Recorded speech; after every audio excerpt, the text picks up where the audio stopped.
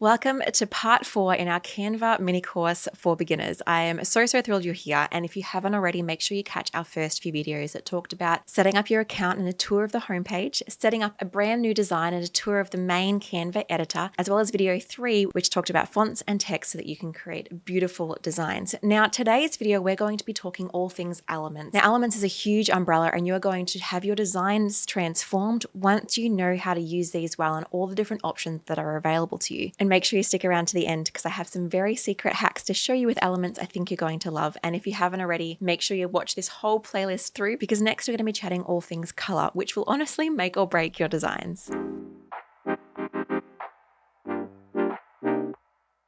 But hello, if we haven't met yet, my name is Jackie. I'm a graphic designer. I love teaching business owners all things design in Canva. And so let's dive in today. So I've got my Canva design open that we've been using so far, and you can see my basic little text we have here.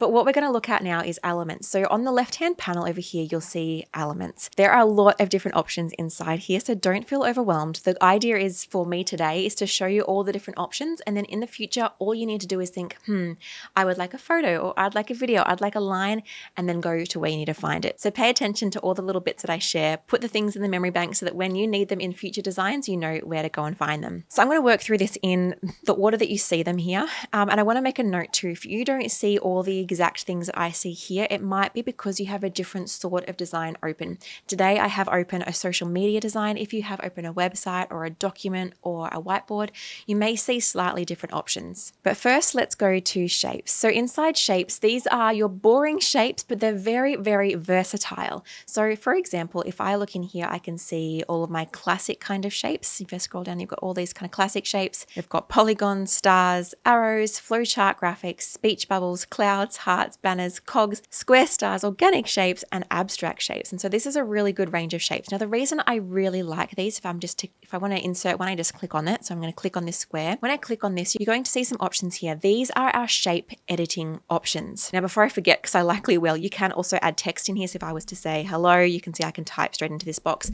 I personally don't like doing this. I find it gets a little bit messy, but it is a capability in case that does suit you at some point in the future. But if I click on this square, you can see I can actually go in and edit the shape. So say, for example, I'm like, you know what, I really wish this wasn't a square and it was a circle. I can just click here and it will change it to what other shape I'm needing. What I really want to show you here is our color options. So if I click on the color, you can change the color here. I'm going to go more into color in the next episode. But what I can also do is change the line. So I can actually add an outline to the outside of this shape. If I click on line here, it's going to add a thin black outline to the outside of my design. I'm just make it thicker so you can see it there. I can change the stroke weight. So if I drag this across to the right, it's going to get thicker and thicker and thicker. I can either do that, and I can either do it by dragging, or I can select in a number and press enter, and it will create the thickness that I want. I can also choose to make that line dashed, smaller dashed, or really, really small dashed. Now, some other options I have too is corners. I can choose to round these corners. So if I click on this corner rounding, you can see if I grab the outside of this, I'm going to turn off the stroke here so you can see it better. I can change the corner rounding of my square. And again, I can do that by using the slider here, or I can choose to enter in a particular number.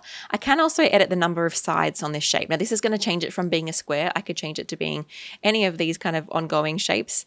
And so those are options for you too. But honestly, I'm not sure why you would use that one. And so those editing of the stroke and the color. So if I can also edit the color of the stroke too, I should mention that. So if I click on this and make it large black so you can see it, if I click on the purple here, that's going to edit the inside of the shape. If I click on the outline here, that's going to edit the outside of the shape. Now, these features are available for all of these different shapes. If I was to make this into a star or into an arrow, I can edit these all accordingly, which is so great. Now, the other thing I want to mention here inside our shapes panel is also our lines. Now, these lines are also very versatile. You can see I can make it any kind of length that I want to. I can make it any angle that I want to. If I just zoom in a little bit for you, I can also change that stroke thickness. I can make it dotted. I can even round the end points and it makes it kind of a circle kind of dot, or I can also add arrows to it and I can make those arrows whatever I want, whether it's a left arrow or the right arrow. And I can also make this into an elbow or a curve line. I'll just make it so it's not dotted anymore so you can really see what's happening. So this is really wonderful. You can also connect these two shapes. So if I wanted to actually connect this to my box here, you can see it now moves according to where I bring that cloud to. So you can do all sorts of things. This is obviously really great for when you're making charts and flow charts, but knowing that arrow option is there and you can edit that to be whatever you want to is really helpful. All right, I'm going to delete these. Just going to click and drag to select multiple things at once, then press delete on my keyboard and move on to our next elements. To return back to the main elements section, just press this back arrow and you will see you're returned back to this section. You will also see a recently used area. This area is going to just show any shapes or graphics or images or videos that you've recently used that you can then access. I won't go into all of these settings quite as much as I've done the shapes, but shapes is definitely a really important one that everyone needs to know and use regularly. Next up is graphics. So inside graphics is where you have designs that are more full illustrations or graphics. Graphics is really the best word to describe it. It's very, very wide. It's not photos, but it can be moving animations. It might be a social media icon, might be a little doodle illustration. It might be like a sticker, could be a really complex illustration. Anything you want is here. So if I just type in here flower, for example, flower, then I can either press this arrow or I can press return on my keyboard or enter, and it will search flower. So you can see in here, I've got a ton of different flower options. If I was to click on one of these, it would insert it into my design. Or if I click and drag, I can move it into a particular place in my design. Now, once you've added this in, you can obviously resize by using your circular handles. You can't crop or squish easily from here. If you do need to crop it, you would then click on the element and press crop up the top here. And you can use these corner handles to crop the design. But elements in general and graphics especially aren't really designed to be cropped or squished or anything like that too much. Now, different elements you click on some will have the ability to change the colors up here. Other times you'll have to edit it. I have a full video on how to edit the colors of graphics, so I won't go into that now, but just knowing that's there can be useful. Now, a couple of tiny little quick hacks for you if you're wanting a bit more information on this. Firstly, if you see a graphic that has a little crown on it, that means it's a pro graphic. So if you want to use this in your design, you can, but you will have to pay a fee. If you have Canva Pro, all of these are totally free. If you want a free graphic, just make sure that the element you're choosing does not have a little crown next to it. So this one here is totally free. Now, what you can also do is when you click to insert it, you will also see magic recommendations pop up. This will bring up graphics that look similar to it. If you're trying to find a few things that are the same, follow this rabbit hole. You can even press see all to see more that might be similar. Sometimes this can be hit and miss. Now, you do have some searching parameters here. You can choose what style you want. You can say, I want it to be an icon or anything, and it will start to bring up similar graphics to what you're looking for. You can also choose, and you can remove that if you don't want that anymore. You can also choose which color you're hoping for. So say if I wanted a purple one, I can select purple and most of the purple graphics will pop up. You can also choose orientation. So if you want it to be square or landscape horizontal, and if you want it animated or static. If you have Canva Pro, you can also search to have free or pro graphics. Then I'm going to press back to return back to my home and go to the next sort of element set. So we've also got 3D. I won't go into this greatly, but in essence, there are 3D images and you can again search for what you need. Say I wanted to use this little rocket ship. Delete my flowers.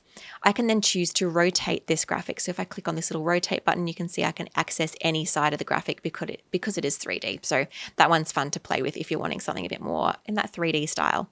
Let's press back again and we'll access animations. So this is where animations live. You can access these sometimes in graphics, but this is their specific home. You see I can't search here, so it's more looking for arrows, words, food, shapes, emojis, etc. And again, you would just click to insert and then you can use that as needed. Beautiful. Let's delete those and press back. So next we have photos. Photos is a wonderful area. There are a ton of free and paid photos you can use on Canva. Again, if something has a little crown on it, you can know that it's a pro image, so you don't need to bother using that unless you want to pay that $1 or upgrade to pro, or you can find the free versions of that. So let's search flower again. Press enter. And again, I've got a ton of pictures here. You can see this one here is totally free and beautiful. And again, if I click on it, it will insert it into my design, or similar to everything else, I can click and drag to bring it in. Now, it's good to know that you don't actually need to have a frame to insert a photo. And in fact, I don't recommend using frames unless you want a fancy size photo. If you want to just have a square picture, then just insert the picture as needed and you can choose to crop it after the fact. So I can make it smaller or larger with these circular handles, or I can click on this rectangular handle on the top sides or bottom to crop it up or down or sideways. You can also hold the shift button on your keyboard and use the rectangular handles if you'd like to crop a little bit faster, just like so. Again, you can also click on the crop button here as needed. You can roughly edit some colors here, and you can also edit the photo up in the photo editing section, but I will go over that in a future video. And just like in our graphics section, you do have the ability to do a filter with color, cut out images as well. If say I wanted a cutout flower, I can search cutouts and it will only show me different cutout flowers which have that transparent background, which could be useful depending on what you're looking for. Let's press back again and we can see our next option is frames. So this is what I was talking about before. Canva has a ton of really lovely frames, but again, if you're just using a square, just insert your photo as is and you'll have more flexibility. But if I wanted to make my photo a circle, I can just click on this circular frame, click on my photo and drag it in, and it will insert into that circular frame. I won't go into frames too much now because I'll go into that more in the photo lesson, but in essence, that's how you insert a photo into a frame. You can double click and move it around the frame as needed. Or if I wanted to remove it from the frame, I can just right click and press detach image and it will remove it from that frame. You can see here I have basic shapes, film and photo, I have devices, ripped paper, flowers, blobs, etc. And again, I can search, say if I wanted a phone, I can just search phone and it will bring up all of the different phone mock-ups that are available to me. Let's press back.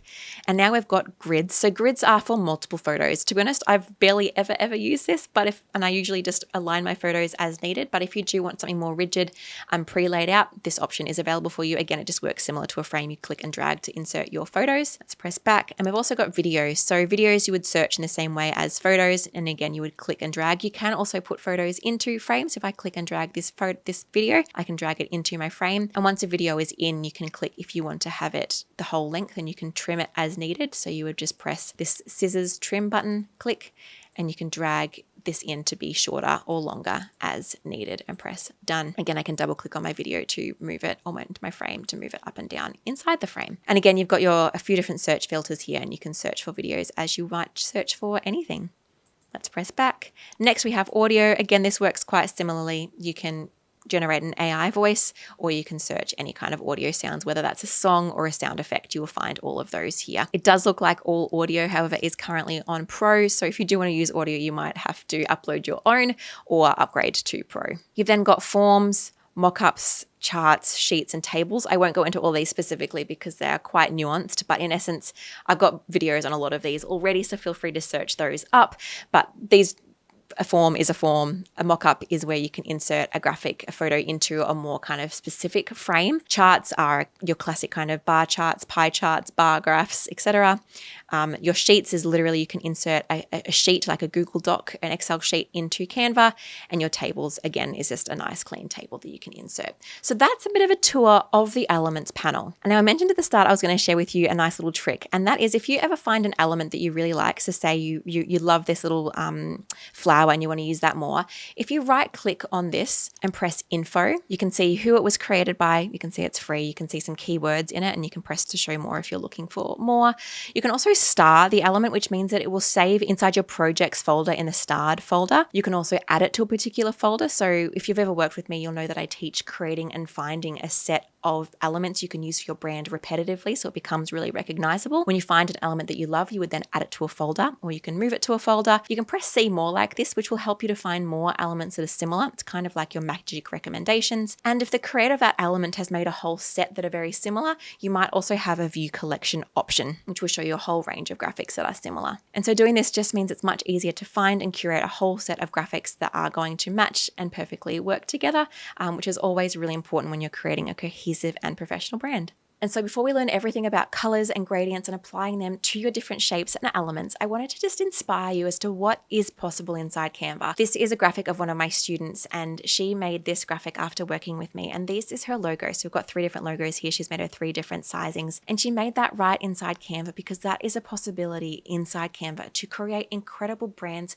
for our businesses when we know how. We don't just want to use the random Canva elements and the graphics that we've looked at today because that can be something that anyone can use. It it can't be trademarked, and it's not unique to you. But using different tools and shapes, we're able to create and build our own unique logo right inside Canva, because in essence, at its base, Canva is just a design platform, and it's an easy one at that, much easier than my Adobe suite. So as you're pushing through learning how to use Canva, I want you to stay the course, because the things you can do for your business and the money that you can save without hiring a designer is going to be so incredible for you and your brand. So let's now move into color in the next video, learning how to create gradients, learning how to change colors, learning about hex codes, and all the different things that you need so that you can create incredible graphics for your business that actually convert and save you so much time. I'll see you there.